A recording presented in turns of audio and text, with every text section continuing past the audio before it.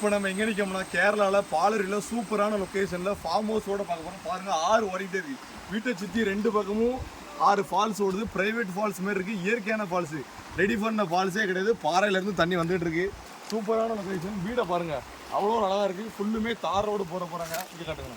அது மட்டும் இல்லாமல் ஃபுல்லு எத்தனைன்னா ஒரு 250 ரப்பர் மாதிரி இருக்குது. ஒரு நாளைக்கு 3000 ரூபா வரை இன்கம் வந்துட்டு இருக்கு. மொத்தம் 1 ஏக்கர் தாண்டி இருக்கு. மொத்த பட்ஜெட்டு 1 கோடி ரூபா சொல்லுதாங்க. கம்மி பண்ணி பேசிக்கலாம். நம்ம நேரில் வந்தோம்னா கம்மி பண்ணி பேசிக்கலாம்.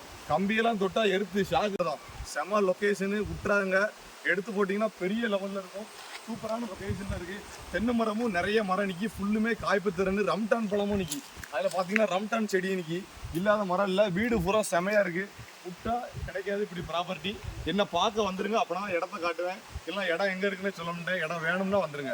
அப்படின்னா மட்டும் தான் சொல்லுவேன். நிறைய பேர் நேரில் வந்து பார்க்குறீங்க, அப்படி பார்க்காதங்க. ஏன் கூட வாங்க. வீட்டை பார்த்தீங்கன்னா கண்டிப்பாக விட மாட்டீங்க. வீடுலாம் சூப்பராக இருக்குது. அதே மட்டும் இல்லாமல் சமையலறையிலேருந்து எல்லாம் 4 பெட்ரூம் இருக்குது. அட்டாச் பாத்ரூமே 2 இருக்குது. பின்னாடி மாட்டுத்தொழு இருக்குது. வேறு லெவலில் இருக்குங்க. வீடு குவாலிட்டி வைஸ் பார்த்தோம்னா ஃபுல்லும் ஆற்று மண். தென்னை மரம்னா காய்ப்பு சரியாவில் காய்ப்பில் இருக்குது. 70 மரம் தாண்டி தென்னை மரம் மட்டும் நிற்கி. ரப்பர் மரம் 250 மரம்.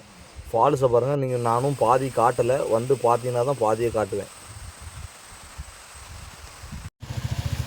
இடம் வேணா வந்துருங்க.